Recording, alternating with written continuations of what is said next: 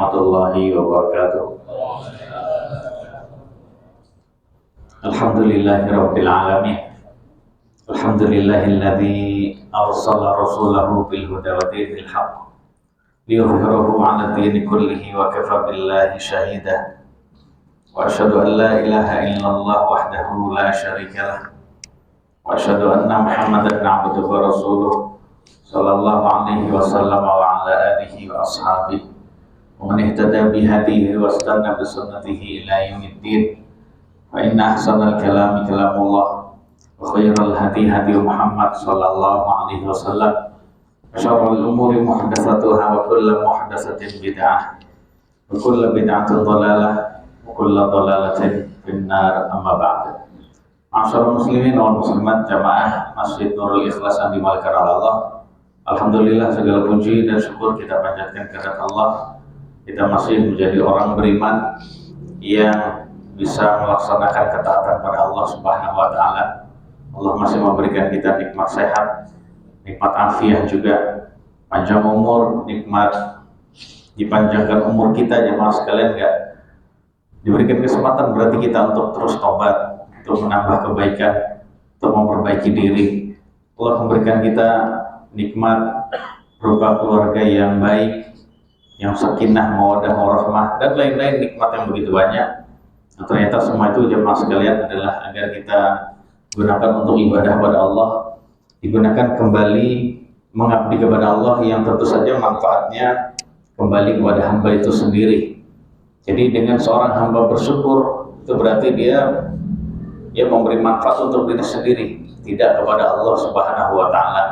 Sebagaimana ketika hamba itu kufur, jemaah sekalian, maka yang berat itu, yang rugi adalah dirinya sendiri, bukan Allah Subhanahu wa taala. Kemudian salawat dan salam semoga selalu dilimpahkan pada Nabi yang mulia sallallahu alaihi wasallam. Semoga kita masuk ke dalam pengikut Nabi yang selalu bersabar menuju jalan yang mulia ini sampai ajal menjemput kita masing-masing. Mari sama-sama jemaah sekalian kita ikhlaskan hati kita sejenak mendengarkan kajian yang berkenaan dengan masalah dosa-dosa besar. Jadi seperti yang kita sudah ketahui bersama jemaah sekalian, sekali lagi misi kita untuk bisa meraih surga itu akan terhalang kalau ternyata walaupun kita sudah taat, seandainya kita masih belum menjauhi dosa-dosa besar. Maka sangat layak bagi seorang muslim dan muslimah mengetahui apa itu dosa-dosa besar, agar kita sebagai hambanya benar-benar bisa waspada, menjauhinya, dan bertobat darinya kalau memang dia sudah terjatuh ke dalamnya. Baik, langsung kita bacakan kitab Al-Kabair.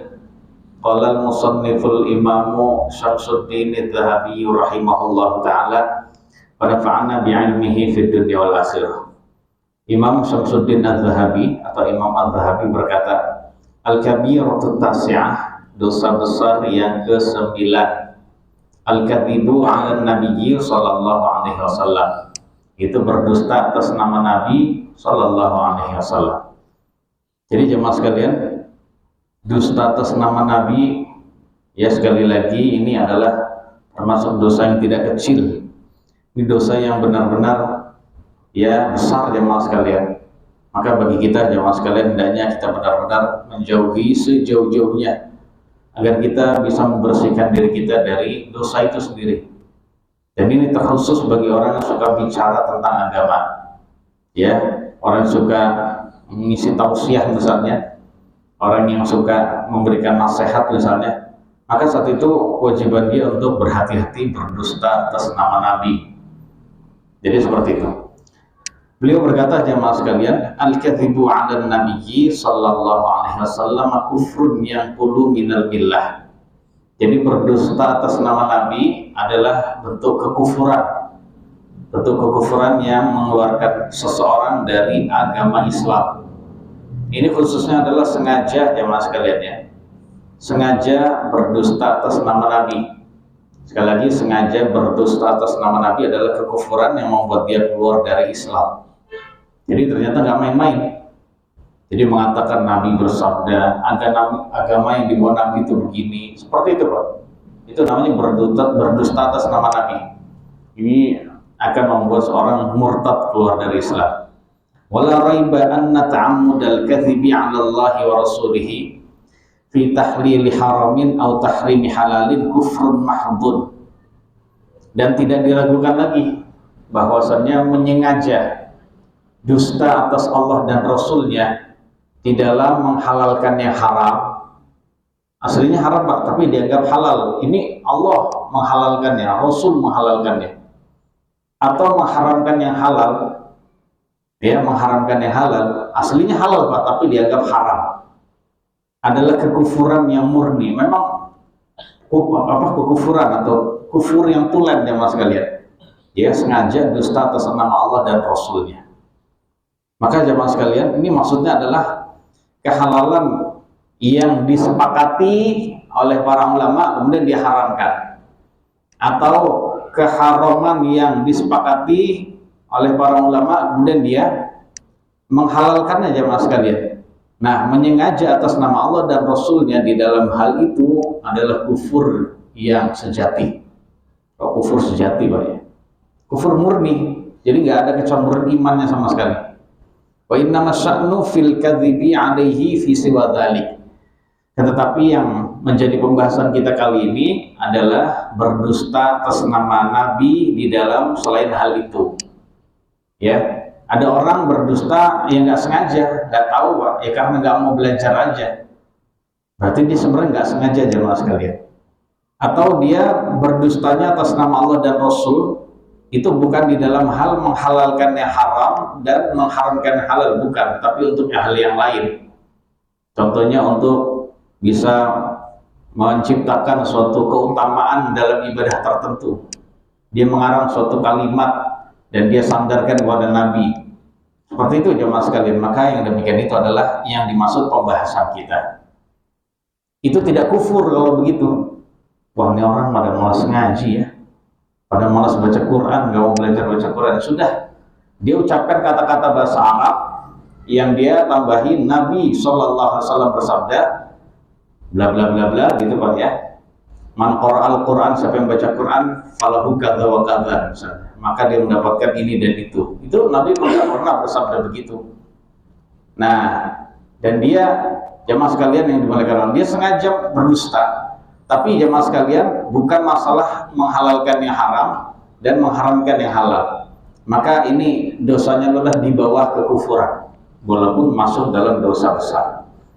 Waqala Nabi sallallahu alaihi wasallam, Nabi kita sallallahu alaihi wasallam juga pernah bersabda, "Inna kadziban 'alayya laisa kakadzibin 'ala ghairi. Man kadzaba 'alayya muta'ammidan falyatabawwa maq'adahu minan nar." Jadi sesungguhnya berdusta atas namaku tidak seperti berdusta atas selainku. Kita berdusta atas nama seseorang saja itu dosa besar Pak. Itu namanya dusta juga. Dusta dan juga fitnah ya, bisa jadi fitnah. Jadi nggak boleh Pak. Pak ini ngomongnya begini padahal enggak Pak, dia udah dusta tuh. Tapi jemaah sekalian yang dirahmati oleh Allah, ketika ada orang berdusta atas nama Nabi, nah maka dosa besarnya itu di atas semua itu. Karena memang dosa besar itu bertingkat-tingkat. Kemudian beliau melanjutkan, siapa saja yang berdusta atas namaku dengan sengaja, walaupun isi dustanya tidak menghalalkan yang haram atau tidak mengharamkan yang halal. Siapa saja yang sengaja berdusta atas namaku, maka supaya dia menempati tempatnya di neraka. Ini ancaman jemaah sekalian kepada orang yang berani-beraninya ngomong Nabi bersabda padahal beliau tidak pernah bersabda demikian. Waqala sallallahu alaihi wasallam, dan beliau juga bersabda, man kadzaba alayya bunyalahu baitun fi jahannam. Jadi sahih menurut Imam Az-Zahabi. Nabi juga bersabda, barang siapa yang berdusta atas namaku, maka dibuatlah bangunan rumah untuk dia di neraka jahanam. Orang seperti itu nggak layak masuk surga. Orang itu nggak bisa masuk surga, tapi dia diancam masuk dalam neraka. Dibuatkan bangunan rumah di neraka jahanam. Luar biasa, walaupun rumah, tapi rumah yang tidak bisa melindungi dari siksaan. Rumah yang tidak bisa melindungi dari panas ya mas sekalian. Nggak seperti rumah di dunia.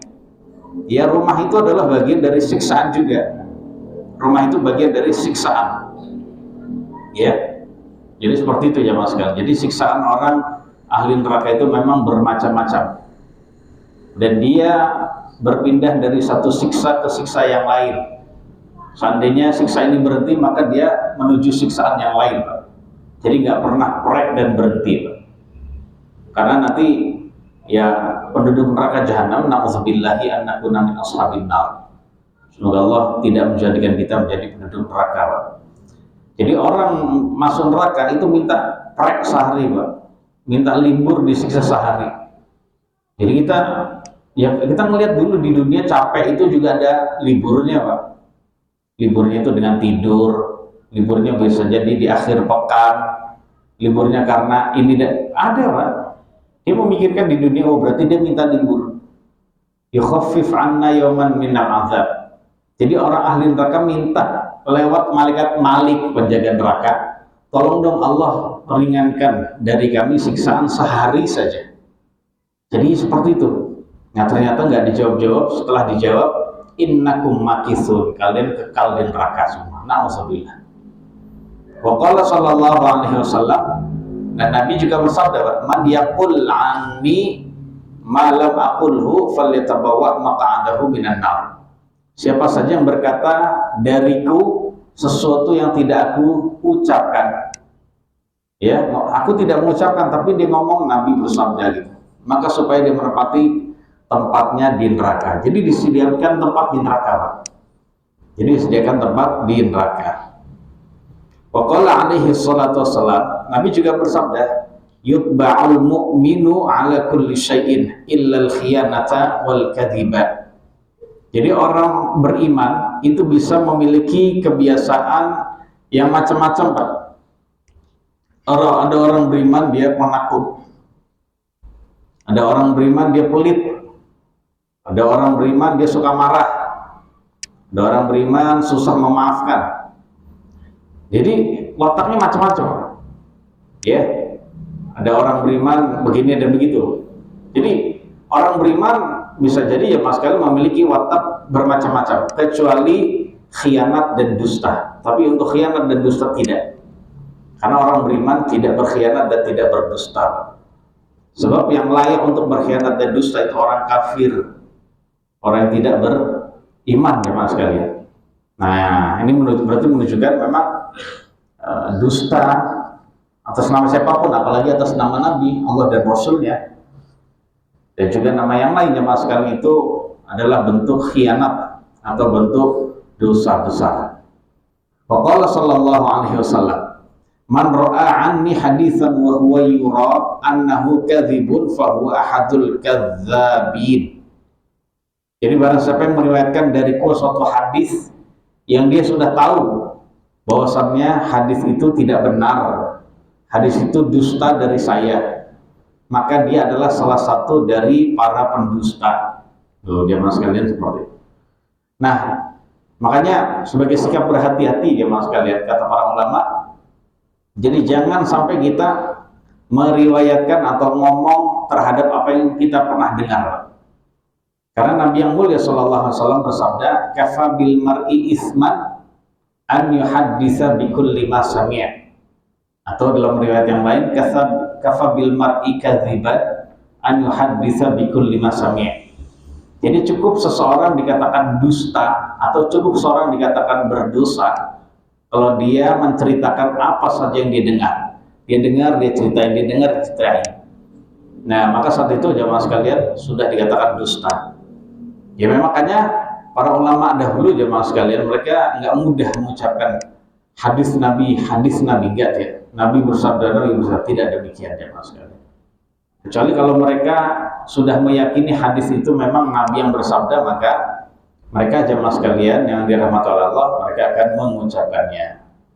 Jadi penting ya mas sekalian bagi seorang dai yang suka menyampaikan agama untuk meneliti dulu apakah hadis ini sah dari Nabi, valid, kalau dikatakan sahih atau tidak, ya, atau paling tidak derajatnya hadis hasan, berarti hadisnya itu sahih juga sama, Pak.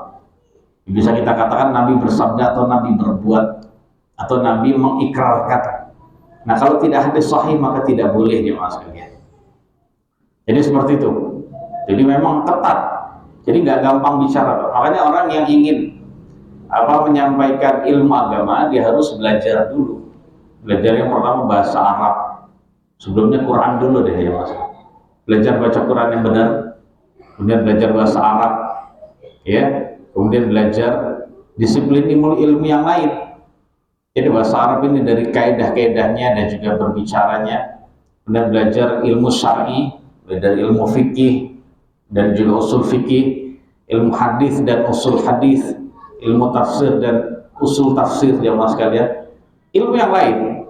Jadi seperti itu. Jadi tidak sembarangan hanya sekedar bicara, bisa ngomong ya mas sekalian, karena dia belajar public speaking misalnya, dia dengerin, dia mungkin punya ingatan cerdas Pak. Setiap dengar dia hafal ya mas sekalian, atau dia nyatat, habis itu jadi penceramah. Tidak begitu Pak. Tidak semudah itu. Ya, tidak semudah itu. Dan ternyata orang sekarang bermudah-mudah untuk menjadi seorang yang bicara agama. Ternyata dustanya banyak. Dustanya banyak. Di medsos itu kalau kita kan dustanya banyak Pak. Ya. Dari dai yang hanya sampai pada tingkatan bid'ah ya mas sekalian, mengatakan kata-kata bid'ah, atau dai yang mengatakan ucapan-ucapan yang keliru ya mas sekalian, karena tidak ngerti ilmu, salah baca Quran, salah baca dalil, tidak bisa baca gundulan gitu, tidak bisa baca tulisan Arab. Ada lagi dai ya mas sekalian yang dia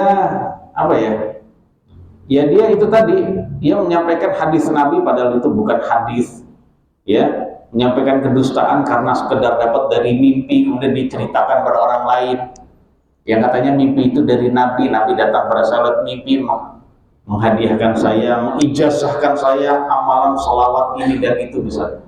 Oh itu kedustaan luar biasa. Ada juga yang sampai batas kekufuran ya mas kalian, ya batas kekufuran, seperti seorang dai ya mengatakan ya mas kalian bahwasanya ada yang namanya kehidupan setelah kematian. Maksudnya dia mengatakan bahwasannya ada yang namanya apa itu keyakinan orang Hindu Pak? Apa? Reinkarnasi. Betul kufur Pak kalau mengatakan begitu. Karena reinkarnasi itu mengatakan atau meyakini bahwasannya roh ini bisa berpindah, yang berarti tidak ada kebangkitan baginya. Nauzubillah. Jadi seperti dia mas kalian. Mungkin di antara kita ada yang bertanya, apa sih motivasi orang-orang itu berdusta atas nama Nabi SAW? Jadi ya mas kalian, penyebab orang-orang berdusta atas nama Nabi itu ternyata banyak ya mas kalian. Penyebabnya pertama adalah ifsadu dinil Islam. Ada yang niatnya memang ingin merusak agama Islam. Jadi seperti itu ya mas kalian. Memang sengaja merusak agama Islam, dan mereka tentu saja adalah kaum munafik atau orang ateis ya mas kalian, yang masuk ke dalam agama Islam tujuannya adalah untuk ya mengacak-acak agama Islam itu. Jadi seperti itu ya mas kalian. Seorang ulama salaf bernama Hamad bin Zaid rahimahullah, beliau berkata, wada'atiz zanadiqatu ala Rasulillah sallallahu alaihi wasallam 14,000 hadisin. Jadi orang-orang zindiq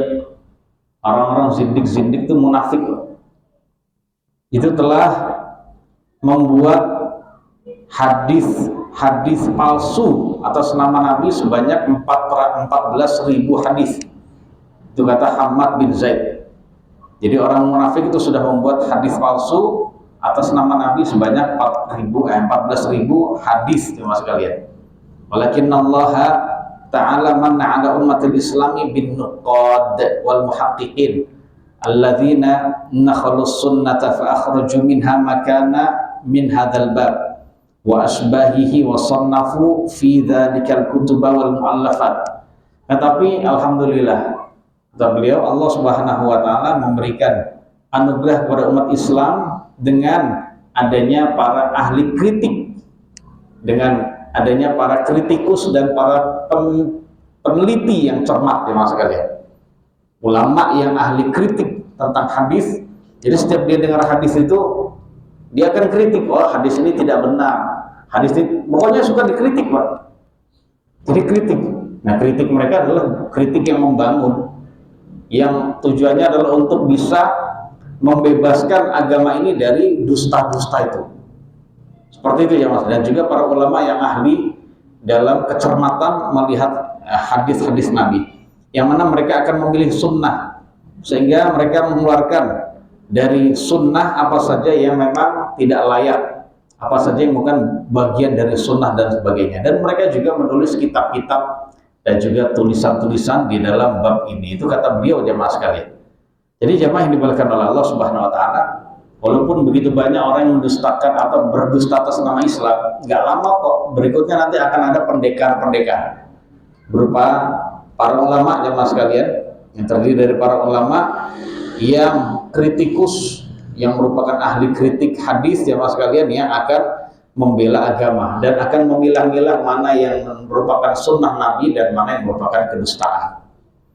Ada lagi penyebab yang lain seorang memalsukan hadis, itu nusratul ra'i wal mazhab, yaitu ingin memperkuat pendapat pribadi dan juga mazhabnya Pak, seperti yang dilakukan oleh para ahli bid'ah. Seperti itu ya Mas sekalian, seperti yang dilakukan oleh para ahli bid'ah. Ada seorang ulama namanya Abdullah bin Zaid al-Muqri, beliau berkata, pernah ada seorang laki-laki dari ahli bid'ah, dia tobat dari bid'ahnya. Lalu dia berkata, unzuru hadzal ladzina hadzal din amman ta'khuzunahu fa inna kunna idza ra'ayna ra'yan ja'alna lahu hadisan. Jadi ada seorang ahli bid'ah yang ternyata dia sudah bertobat dari bid'ahnya. Lalu dia berkata, coba kalian perhatikan agama ini, ya, dari mana kalian mengambil agama ini? Sebab kami dulu ketika kami telah berpendapat sesuatu, maka kami menciptakan suatu hadis. Kami mengarang suatu hadis untuk pendapat ini, untuk menguatkan pendapat kami. Begitu jemaah sekalian, ngakunya seperti itu. Ada lagi jemaah sekalian, orang yang memasukkan hadis tujuannya adalah untuk bisa menjilat penguasa. Menjilat penguasa, mendekatkan diri mereka pada pintu-pintu raja dan penguasa. Jadi seperti itu. Jadi diantaranya adalah mereka memasukkan hadis-hadis yang isinya itu adalah memuji penguasa, atau memuji atau menyanjung kesenangan atau hobinya para penguasa. Jadi ada penguasa yang hobinya itu suka main burung ya Mas sekalian. Nah itu dipalsukan suatu hadis yang menjelaskan tentang keutamaan bermain burung dalam Islam. Bahwasanya bermain burung dalam Islam ini adalah termasuk perlombaan yang memang boleh menerima hadiah. Begitu jemaah sekalian. Kemudian ada lagi jemaah sekalian, ya, sebab kedustaan yang lain adalah kedustaan yang biasa dilakukan oleh para ahli tasawuf, para sufi-sufi jemaah sekalian, sufi-sufi yang bodoh. Karena memang banyak sufi yang alim Pak, sufi yang alim yang tinggi ilmunya juga ada. Kalau yang tinggi ilmunya dia nggak berani Pak, dia tahu ya Mas sekalian. Jadi seperti itu. Nah sufi-sufi yang bodoh ini ya Mas sekalian, yang ngaku-ngakunya habaib misalnya, dan lain-lain, ini ternyata jemaah dimuliakan oleh Allah, mereka banyak memasukkan hadis, menganggap Nabi bersabda demikian. Tujuannya adalah agar memotivasi, niatnya baik Pak, memotivasi orang untuk bisa mengikuti tarekat mereka, jalan ibadah dan beragama mereka, untuk bisa memotivasi mereka melakukan amal-amal tertentu. Tujuannya baik Pak ya, tapi ternyata sesat. Ada lagi jemaah sekalian yang memasukkan hadis, tujuannya adalah untuk nyari popularitas gitu, supaya dia terkenal ya Mas sekalian, karena dia nggak terkenal. Jadi seperti itu. Ya, dengan cara dia meriwayatkan atau memasukkan hadis-hadis yang asing yang nggak ada di para imam-imam ahli hadis, sehingga orang tuh merasa heran dengan hadis-hadis ini, dan akhirnya mereka menerima karena memang ini diucapkan dengan oleh orang yang penampakannya, penampilannya itu adalah seperti ulama. Nauzubillah. Ada lagi jamaah sekalian, tujuannya adalah az-zuhdu wal inqita'u lil ibadah. Ada lagi orang yang memasukkan hadis agar orang itu berpaling dari mencintai dunia berlebihan, agar manusia itu memutus kecintaannya kepada dunia dan dia menghadap pada ibadah. Niatnya juga baik. Namun ternyata kalau yang dia keluarkan adalah hadis-hadis yang palsu, maka ini adalah kesesatan. Ya, kalimatu haqqin urida bihal batil. Jadi kalimat benar namun ternyata dikehendaki tidak baik. Jadi seperti itu jamaah sekalian. Kemudian jamaah sekalian yang dirahmati oleh Allah Subhanahu wa taala. Sebenarnya apa saja sih contoh-contoh hadis yang palsu itu? Kalau kita ingin tahu jemaah sekalian, hadis-hadis yang palsu itu banyak sekali sebenarnya. Seperti hadis tentang puasa yang katanya mereka, Nabi bersabda, sumu tasihu, berpuasalah kalian maka kalian akan sehat. Ini juga hadis palsu, hadis nggak ada asalnya. Biasanya ciri hadis palsu itu ketika ulama berkata maudhu', maudhu' artinya palsu. Atau hadis itu batil, hadisnya batil, atau dengan kata-kata la aslalahu, nggak ada asal usulnya, maksudnya nggak ada sanadnya. Jadi dalam kitab hadis pun nggak ada sanadnya, nggak diriwayatkan dengan sanad yang sahih atau hasan atau lemah. Sanad lemah pun nggak ada, ya. Jadi dimasukkan itu aja masalah. Kemudian ada lagi dengan la aslalahu bihadzal lafaz. Ada lagi yang lain ya mas sekalian, macam-macam. Ya, di antara lagi jamaah sekalian, ada hadis yang katanya Nabi bersabda, malam tanhahu salatuhu anil fahsya'i wal munkar lam yasdad minallahi illa bu'da. Kata-katanya bagus kok. Siapa saja yang sholatnya belum bisa mencegahnya dari perbuatan keji dan mungkar, maka dia tidak bertambah dari Allah melainkan jauhnya. Dia akan semakin jauh dari Allah. Kata-kata ini bagus sama sekali, motivasi orang untuk sholat dan dia menghindari maksiat, kemungkaran. Namun ternyata kalau ini dikatakan dari Nabi, maka nggak boleh, Pak. Nggak boleh jamaah sekalian. Ada lagi jamaah sekalian, al haditsu, ini yang katanya orang hadis Nabi, al haditsu fil masjid ya'kulul hasanat kama ta'kulul bahaimul hashish. Ngobrol di masjid itu bisa menghabiskan pahala dan kebaikan. Jadi mengurangi pahala. Jadi dosa mengurangi pahala dan juga kebaikan kita. Sebagaimana hewan-hewan ternak memakan rumput-rumputan. Ini juga bukan hadis Nabi. Ada lagi nih jamaah sekalian, yang katanya Nabi bersabda, katanya i'mal lidunyaka ka'annaka ta'ishu abadah wa'mal li akhiratika ka'annaka tamutu ghadan. Jadi beramallah untuk duniamu sebagaimana kamu akan hidup selamanya, dan beramallah untuk akhiratmu seakan-akan kamu akan mati besok. Kata-katanya bagus Pak ya? Ya benar, tapi kalau dikatakan hadis Nabi tidak boleh. Ya kalau selain Nabi, kalau itu pun ya kita katakan ini ucapan sahabat atau ini ucapan ulama, boleh Pak, nggak apa-apa. Karena memang kandungannya benar.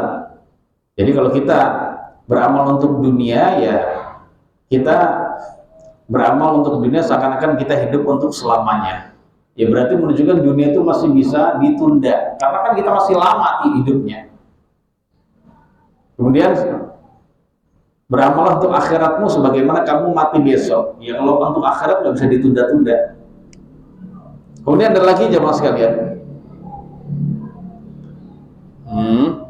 Nabi katanya bersabda, innama bu'istu mu'alliman, sesungguhnya aku diutus untuk memberikan ajaran, untuk menjadi guru. Kata-kata ini tidak benar. Ya, memang Nabi diutus untuk menjadi guru, tapi kalau Nabi bersabda begitu tidak benar.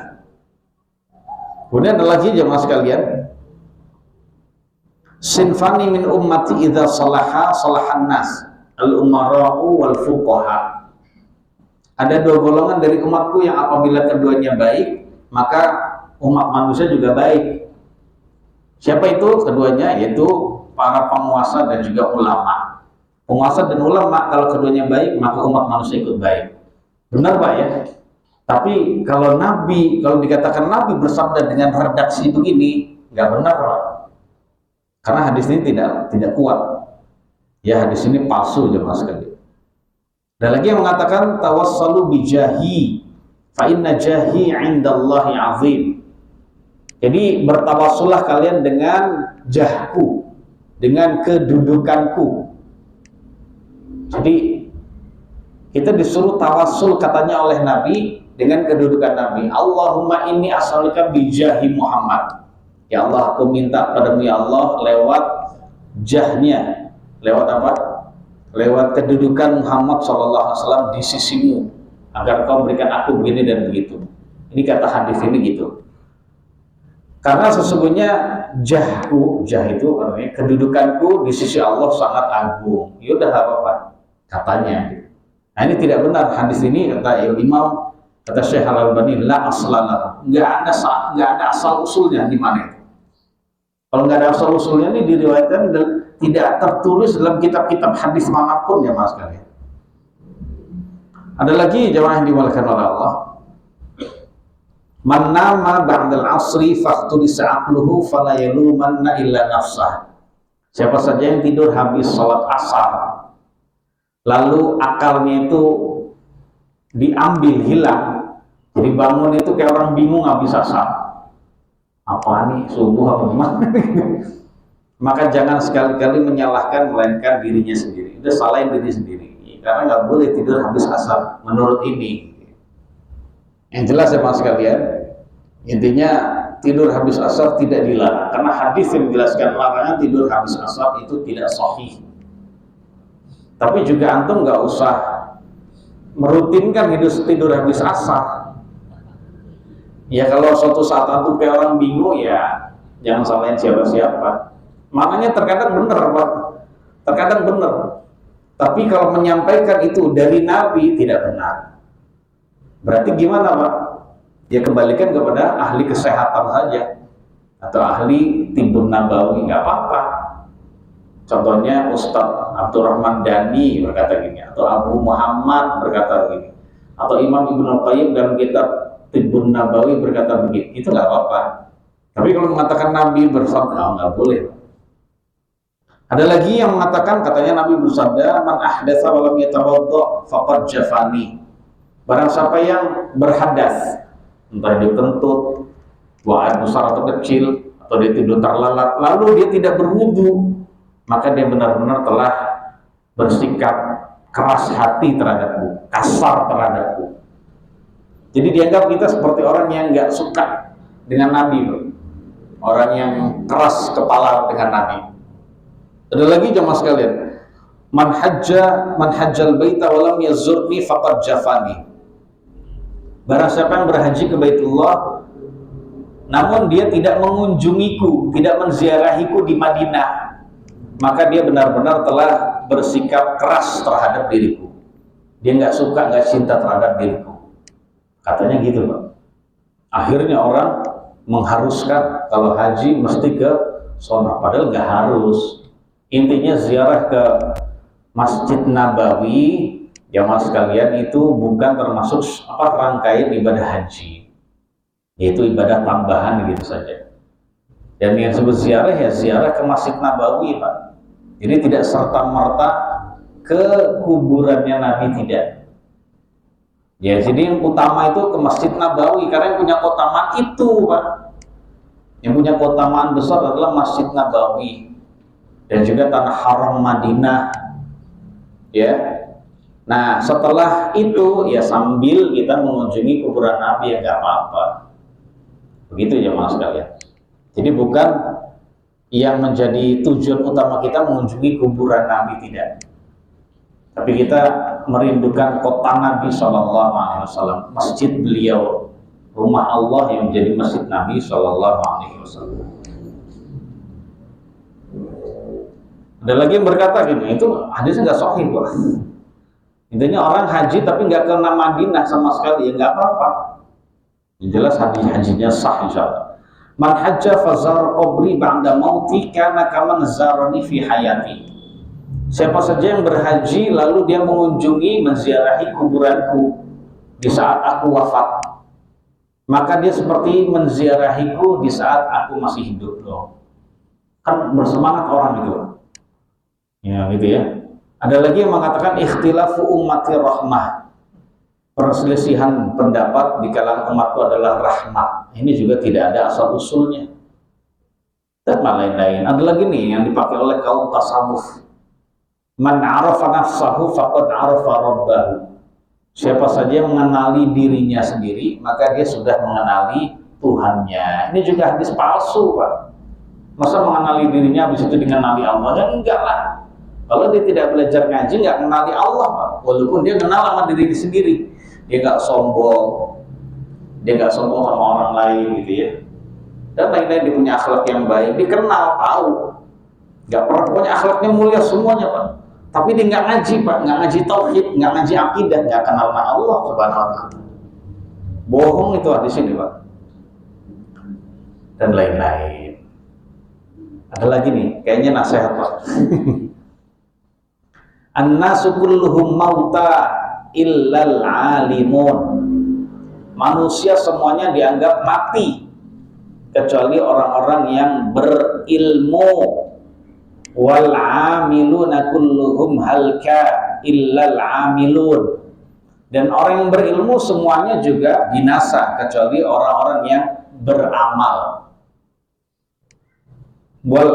Jadi orang kalau nggak berilmu tuh nggak ada gunanya, Pak. Berilmu pun tanpa beramal nggak ada gunanya, binasa juga. Wal amiluna kulluhum gharqa illal mukhlisun. Dan orang-orang yang beramal pun dikatakan tenggelam dalam kebinasaan kecuali orang-orang yang ikhlas. Beramal pun juga belum cukup, Pak, kalau dia nggak ikhlas. Wal mukhlisun ala khatarin azim. Dan orang-orang yang ikhlas itu berada pada bahaya yang sangat besar. Hadis ini jamaah sekalian bukan sabda Nabi. Nabi nggak pernah menyabdakan demikian. Wallahu a'lam bishawab. Barangkali di antara jamaah yang mau bertanya, silakan. Berkenaan dengan itu yang lain jamaah sekalian, monggo. Semoga Allah menghindarkan kita dari hadis-hadis palsu. Dan di antara ulama zaman sekarang yang membangkitkan umat ini untuk kembali kepada hadis sahih, untuk mengkritik hadis kembali, jemaah sekalian, untuk bisa sadar, yuk kembali pada hadis Nabi yang sahih, jangan sembarangan. Itu Syekh Al-Albani, Pak. Nah, beliau itu diakui jemaah sekalian oleh musuh beliau sendiri. Ya, walaupun mereka nggak setuju, ulama-ulama Al-Azhar itu banyak nggak setuju dengan Syekh Al-Albani, tapi dia ngakui bahwasanya dengan adanya Albani ini kita jadi sadar tentang hadis-hadis itu sahih. Hadis itu harus diteliti, jangan sembarangan. Seperti itu jemaah sekalian.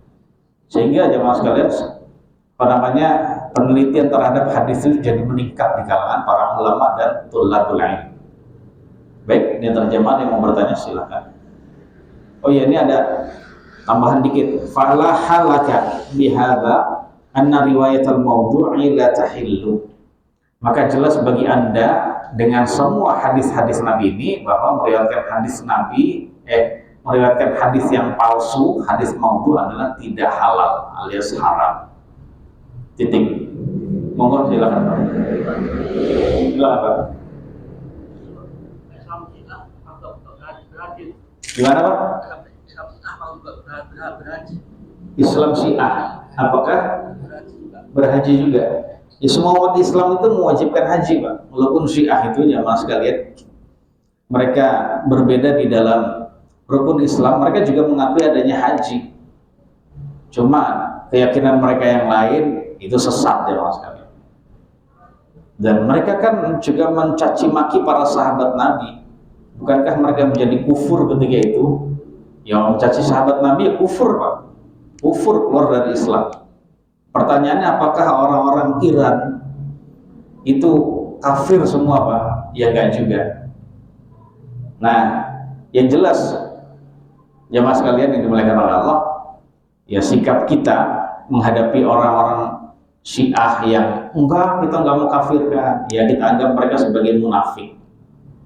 Sebagai munafik, ya sebagaimana Nabi dulu SAW memperlakukan orang-orang munafik secara lahiriah seperti orang Islam. Ya sudah seperti orang Islam, mereka punya visa untuk haji, ya sudah diizinkan. Ya adapun lahiriahnya atau adapun batinnya diserahkan kepada Allah Subhanahu wa Ta'ala. Jadi seperti itu jemaah. Jadi menganggap kafir semua orang yang ada di Iran, orang Syiah, ini juga tidak benar. Jadi seperti itu, wallahu a'lam. Tapi ulama-ulamanya bisa tuh kita kafirin, karena mereka jemaah sekalian benar-benar berani mencaci maki para sahabat Nabi SAW. Khususnya mereka yang seperti itu, Pak, meyakini para sahabat Nabi murtad dari Islam, meyakini bahwasannya Al-Quran yang ada di kalangan kaum muslimin itu adalah Al-Quran yang kurang, meyakini jemaah sekalian bahwasannya Allah Subhanahu wa taala baru tahu setelah tidak tahu. Ini disebut aqidatul bada. Allah baru tahu setelah sebelumnya nggak tahu. Ini kurang ajar. Jadi Allah pernah nggak tahu, Bang. Begitu. Itu kufur, keluar dari Islam. Tapi itu tuh biasanya ulama-ulama yang mengatakan begitu. Tapi orang-orang awam banyak yang disesatkan, Pak. Itu urusannya kita serahkan pada Allah Subhanahu wa taala. Wallahu a'lam. Begitu, Pak. Ya. Silakan, Pak, monggo. Azan. Oke, azan dulu, sabar.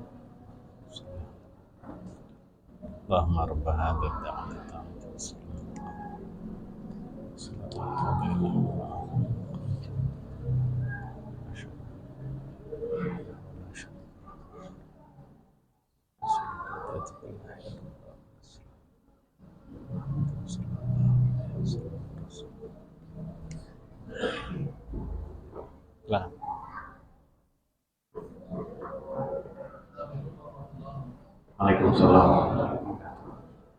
Apakah ulama-ulama ahli tasawuf bisa yakini hujahnya? Apakah ulama ahli tasawuf bisa diambil ilmunya? Gitu, Pak. Hah? Jadi ya mas kalian, para ulama-ulama yang memiliki kekeliruan di dalam akidah, di dalam hal yang lain jamaah sekalian termasuk manhaj gitu ya. Maka kalau itu berdasarkan ijtihad mereka tahunya itu begini. Dengan ilmu mereka yang juga banyak, mereka tahunya yang benar begini. Maka jamaah sekalian, kalau mereka itu ya termasuk ulama, ya kita pakai bukunya di dalam hal-hal yang memang tidak bertentangan dengan akidah. Nggak masalah pakai, karena para ulama, para penuntut ilmu dan juga para masyayikh, ulama-ulama udah biasa memakai bukunya Imam Al-Ghazali dalam usul fikih.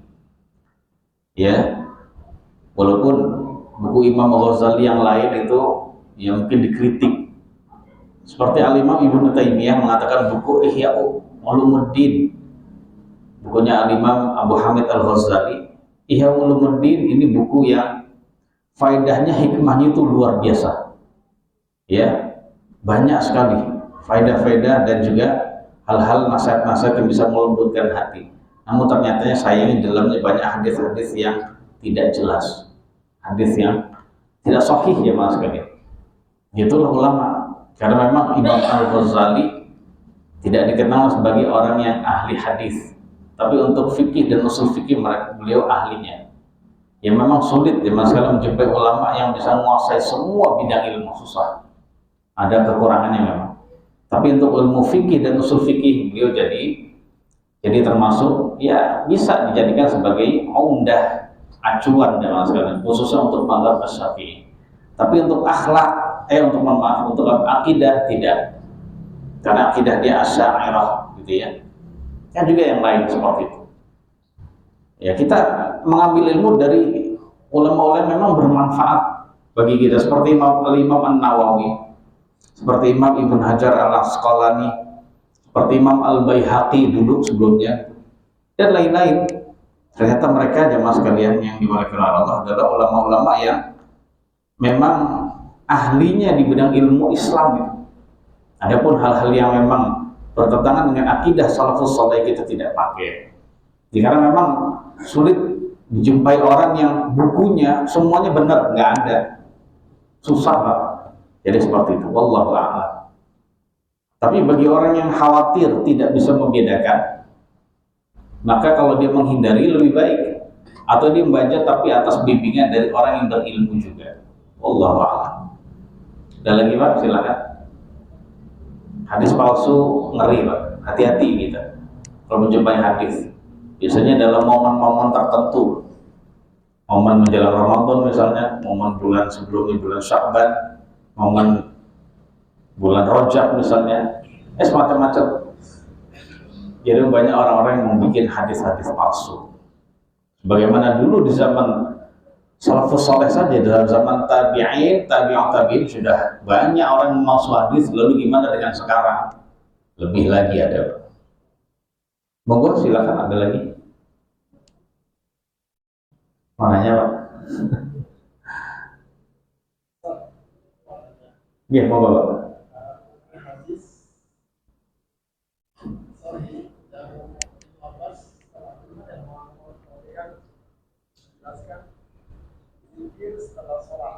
Zikir setelah sholat dikeraskan.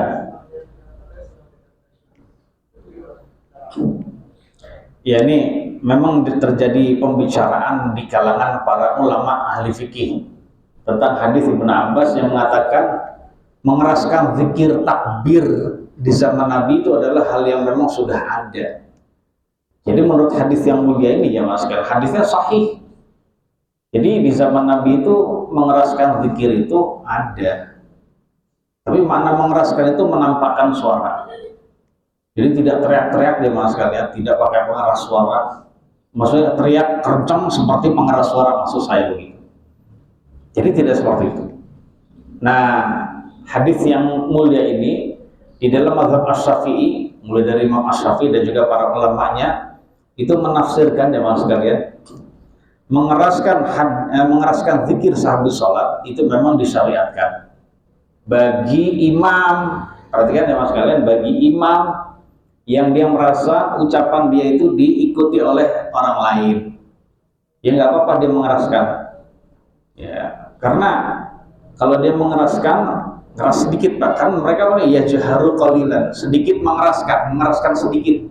Jadi nggak seperti orang yang teriak-teriak yang sehingga hasilnya itu seperti orang pakai pengeras suara, tidak demikian. Ya. Dan ketika imam menganggap bahwasanya jamaah sudah bisa belajar dari Nabi, ya, sudah belajar dari dia, udah hafal lah. Ya mungkin setelah beberapa bulan, maksud hafal gitu. Tiap hari 5 waktu dikencengin. Maka saat itu pelan. Jadi kencengnya itu tidak selamanya. Ini menurut mazhab Asy-Syafi'i. Ya kalau kita, ya mazhab di Indonesia adalah mazhab Asy-Syafi'i, ya hendaknya seperti itu. Jadi kerasnya itu tidak selamanya. Ya ini udah bertahun-tahun, puluhan tahun keras terus, Pak. Masa nggak hafal jamaah? Hafal jamaah sekali, hafal, gitu ya. Jadi demikian. Dan lucunya, sholatnya pelan, bacaan sholatnya pelan, sholat zuhur, asar. Zikirnya kenceng, Pak. Aduh. Sholatnya yang wajib aja pelan, Pak. Zikir yang sunnah malah dikencengin. Nah, seperti itu. Jadi, wallahu a'lam bishawab, hadanallahu wa iyyakum. Semoga Allah berikan petunjuk dan hidayah pada kita dan mereka. Ada lagi, Pak? Terakhir. Kalau tidak ada, ya sudah. Insya Allah kita lanjutkan pada pembahasan yang lain, ya, di pertemuan yang akan datang. Kalau ada kekurangan, mohon maaf yang sebesar-besarnya. Semoga kita menjadi hamba Allah yang benar-benar jujur di dalam dan juga menghindari kedustaan, khususnya di dalam meriwayatkan atau mengatakan hadis Nabi atau mengatakan tentang agama, dan juga jujur di dalam hal-hal yang lain dalam hidup ini. Wassallallahu ala nabiyina Muhammadin alihi wasallam. Subhanakallahumma bihamdik, asyhadu an la ilaha illa anta, astaghfiruka wa atubu ilaik. Assalamualaikum warahmatullahi wabarakatuh.